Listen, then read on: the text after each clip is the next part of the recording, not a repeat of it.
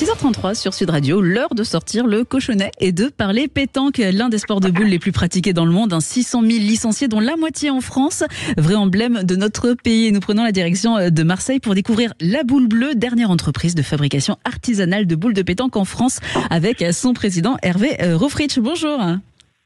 Oui, bonjour. Alors, la Boule Bleue, c'est une histoire de famille. Tout d'abord, c'est une entreprise fondée par votre arrière-grand-père. Oui, tout à fait. Et c'était il y a plus de 120 ans. Mon arrière-grand-père, Félix Rofritsch, et c'était en 1904. C'est une belle histoire. Vous êtes implanté à Marseille depuis ce temps-là ? Oui, tout à fait. On est aujourd'hui le seul et dernier fabricant de boules de pétanque à Marseille, en Provence, et comme le plus ancien fabricant de boules au monde. Alors la pétanque, j'imagine, c'est une vraie passion pour vous, pour toute votre famille, hein ? Oui, tout à fait. Comme tout Provençal, on est avec des boules dans les mains. Donc, de tout petit, je joue aux boules comme toutes les générations précédentes et la plupart des bons Provençaux qui se respectent. Et vous nous parlez de boules de fabrication artisanale. Alors, expliquez-nous un petit peu comment ça se fabrique une boule de pétanque. Une boule de pétanque aujourd'hui fabriquée en avec deux qualités d'acier, acier au carbone ou acier inoxydable. Et c'est tout un processus de fabrication qui part de longues barres d'acier qui vont être découpées, puis forgées, aplaties en disques, puis embouties pour faire des coquilles, des demi-sphères creuses, qui seront soudées l'une à l'autre pour former une boule. Et puis ensuite, il y a plein d'autres phases de fabrication, comme le striage pour faire des traits sur des boules, et c'est très utile notamment pour le technique, pour qu'une boule accroche bien en main ou au sol. Il y a aussi comme phase de fabrication et gravure avec personnalisation des boules par gravure d'initiales, d'un nom, d'un prénom. Et puis après, il y a tout ce qui est le traitement thermique, chauffe, fourner, trempage, de manière à solidifier les boules et tout de suite, voilà. Vous nous parlez de personnalisation des boules. Est-ce que vous avez eu des demandes insolites de choses à inscrire sur les boules de pétanque ? Ah ouais. Il y en a vraiment il y a un choix où les possibilités pas possibles. En général, ce sont des initiales, un nom ou un prénom. Mais il nous est arrivé d'avoir très souvent pour la fête des pères des gravures comme papa, je t'aime, ou des choses comme ça. Et sinon, des demandes en mariage gravées sur les boules, plein de choses.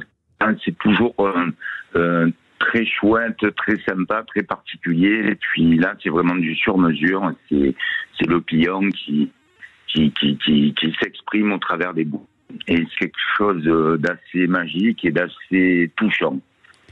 On peut mettre jusqu'à combien de caractères sur une boule de pétanque ? Sur une boule de pétanque, on peut mettre jusqu'à une vingtaine de caractères.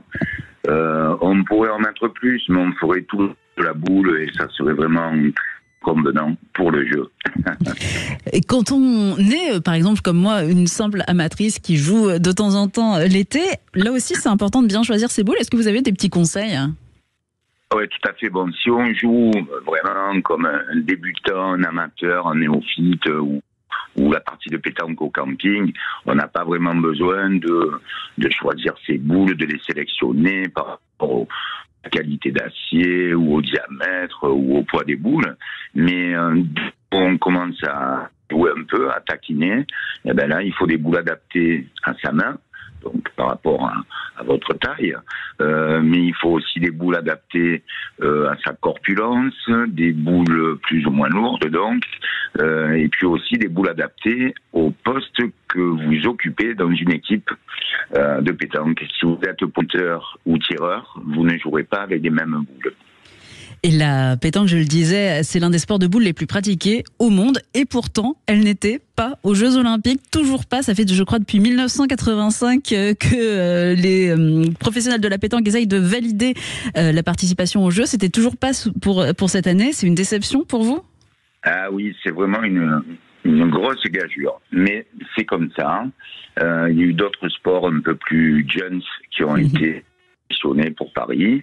C'est vraiment très dommage parce que la pétanque et les jeux de boules en général sont des sports vraiment très franco-français qui auraient eu donc une super vitrine avec les JO de Paris 2024. Et en plus, ce sont des sports qui ont tendance à s'exporter de plus en plus, à s'internationaliser dans le monde entier, puisque j'en veux pour preuve, il existe aujourd'hui plus de 130 pays dans le monde qui ont une fédération nationale de boules ou de pétanque.